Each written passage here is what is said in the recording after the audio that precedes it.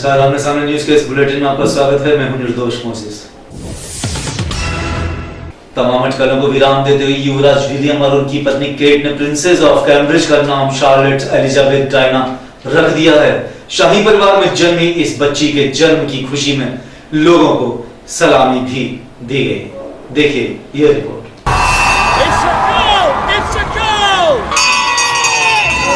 तमाम अटकलों को विराम देते हुए युवराज विलियम और उनकी पत्नी केट ने प्रिंसेस ऑफ कैम्ब्रिज का नाम शार्लेट एलिजाबेथ डायना रखा।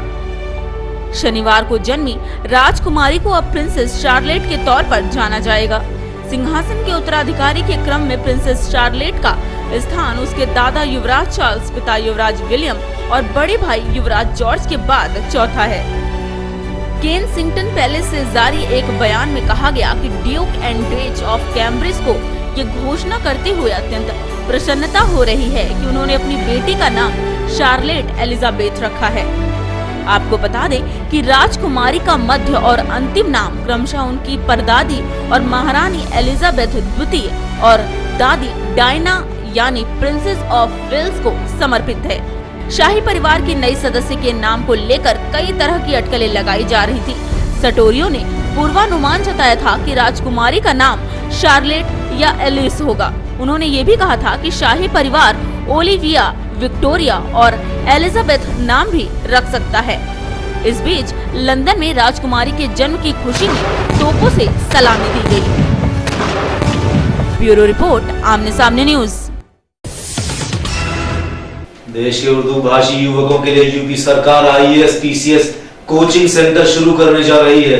इसके लिए यूपी उर्दू अकादमी की ओर से सपा प्रमुख मुलायम सिंह यादव के नाम पर Rafiqul Mulk Mulayam Singh Yadav Urdu IAS study centre की स्थापना की गई है। देखिए हमारी ये खास रिपोर्ट।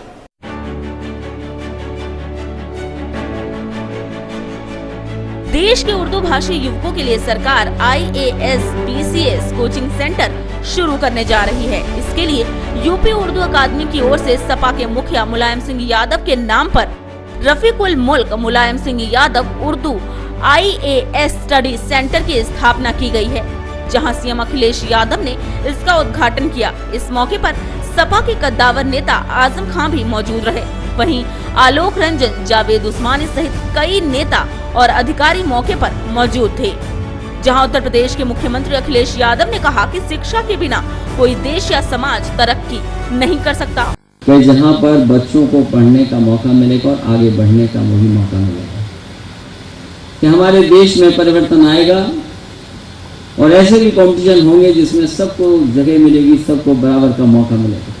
उन्होंने कहा कि विश्व में विकसित कहे जाने वाले राष्ट्रों ने सबसे पहले अपने देश के किसानों की खुशहाली और शिक्षा व्यवस्था को सुदृढ़ बनाने का काम किया, तभी वो आज आर्थिक तरक्की के मुकाम पर पहुंचे हैं। उन्होंने कहा कि उर्दू भाषा के माध्यम से देश की सबसे कठिन प्रतियोगी परीक्षा का सपना देखने वाले नौजवानों के लिए Rafiqul Mulk Mulayam Singh Yadav Urdu IAS study centre हर संभव सुविधाएं उपलब्ध कराएगा। उन्होंने उत्तर प्रदेश उर्दू अकादमी का बजट 2 गुना करने का भरोसा भी दिखाया है। आपको बता दें कि मुख्यमंत्री यहां पारा मुहान रोड पर उत्तर प्रदेश उर्दू अकादमी द्वारा संचालित Rafiqul Mulk Mulayam Singh Yadav Urdu IAS study centre Lucknow के उद्घाटन के अवसर पर अपने विचार व्यक्त कर रहे थे। नेताजी ने बनाया है, नेताजी ने रास्ता निकाला है, उसी रास्ते पे हम लोग आज भी चल रहे हैं। जो जगह आपने तय की है, मुझे नहीं पता कि कितने लोग इस जगह के बारे में जानते हो, लेकिन जब से मैं राजनीति कर रहा हूं, मैं इसी रास्ते से बहुत बार निकला हूं। ब्यूरो रिपोर्ट, आमने सामने न्यूज, लखनऊ। यूपी के जिला बांदा में कृषि रक्षा कार्यालय में शॉर्ट सर्किट से आग लग गई, जिसमें लगभग 40 वर्ष पुराने कागजात जलकर पूरी तरह राख हो गए। कृषि विभाग के घपलों पर पर्दा डालने के लिए जानबूझकर हो सकता है ये हरकत की गई है। देखिए हमारी ये रिपोर्ट।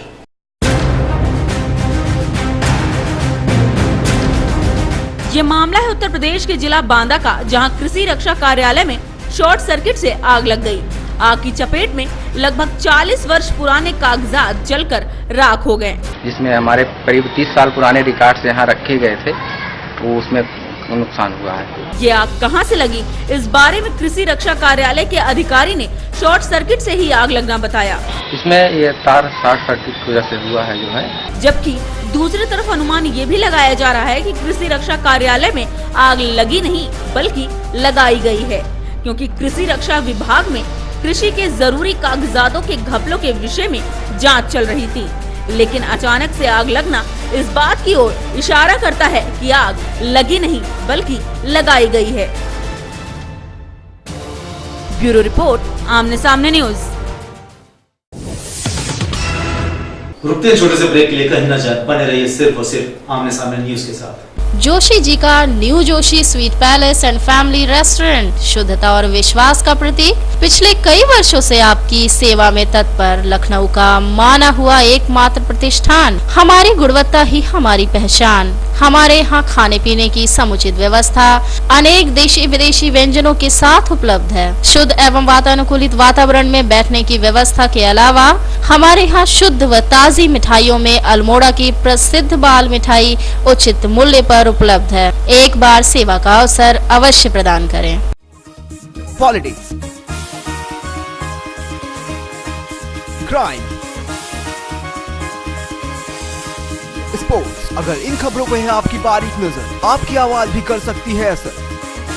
बढ़ाएं अपनी आवाज का दायरा, बने आमने सामने न्यूज का हिस्सा। ब्रेक के बाद एक बार फिर से आपका स्वागत है। भूकंप के कंपन से नेपाल में जनजीवन बुरी तरह प्रभावित हुआ है। लोगों के आशियाने उजड़ गए। इसी बीच दिल्ली विकास प्राधिकरण ने नेपाल में घर निर्माण के लिए तकनीकी सहायता देने की पेशकश की है। देखिए ये रिपोर्ट। भूकंप की कंपन से नेपाल में जनजीवन पूरी तरह प्रभावित हुआ। अपनों को खोने का गम अभी भी ताजा है। वहीं टूटे घरौंदों की फिक्र में आंखें डबडबाई सी हैं। लेकिन इस बीच दिल्ली विकास प्राधिकरण ने नेपाल में घर निर्माण के लिए तकनीकी सहायता की पहल की है। डीडीए ने निर्णय किया है कि वो नेपाल में घर निर्माण के लिए तकनीकी मदद मुहैया कराएगा। इसके लिए 4000 किलो राहत की सामग्री के साथ एक 15 सदस्यीय दल को नेपाल रवाना किया गया है। डीडीए भूकंप पीड़ितों को खाद्य सामग्री के साथ उनके पुनर्वास में मदद करना चाहता है। नेपाल भेजे गए दल में क्लास 4 अधिकारियों समेत एक एग्जीक्यूटिव इंजीनियर भी शामिल होंगे। अधिकारियों की टीम को ढांगी गांव भेजा गया है। राहत सामग्री में खाद्य पदार्थ के साथ कंबल, कपड़े और जूते आदि भी भेजे गए हैं। आपको बता दें कि डीडीए के वाइस चेयरमैन बलविंदर का कहना है कि उनकी टीम वहां जाकर देखेगी कि उन लोगों का घर कैसे बनाए जाएं। इसके लिए दिल्ली से तकनीकी कर्मचारी और इंजीनियरों का दल भी भेजा जाएगा, जिससे वहां घर बनाने की मदद मिल सके। डीडीए के मुताबिक जरूरत पड़ने पर घरों के लिए रॉ मटेरियल का भी प्रबंध करवाया जाएगा।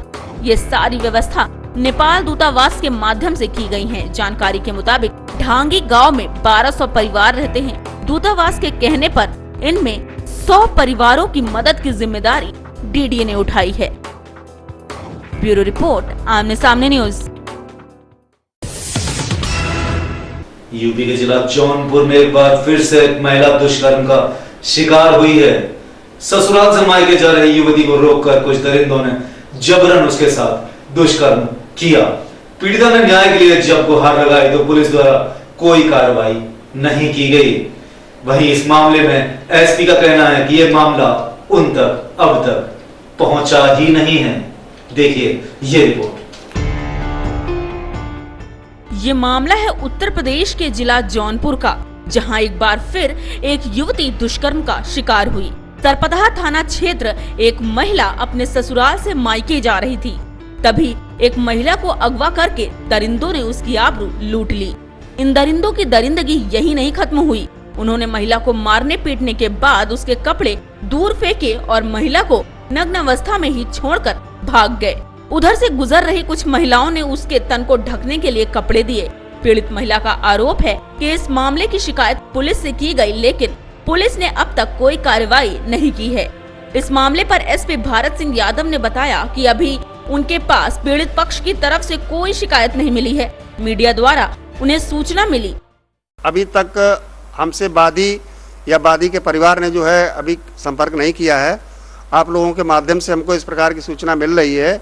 हम इसमें जो है एडिशनल एसपी से जांच कराएंगे और यदि घटना सही है तो उसी हिसाब से जो है धाराएं तरमीम की जाएंगी, अभियुक्तों के विरुद्ध कार्रवाई की जाएगी। ब्यूरो रिपोर्ट, आमने सामने न्यूज। इस बुलेटिन में सिर्फ इतना ही। कल फिर मिलेंगे कुछ ताजा तरीन और नई खबरों के साथ। तब तक मुझे यानी निर्दोष मोजिस को दीजिए इजाजत। नमस्कार।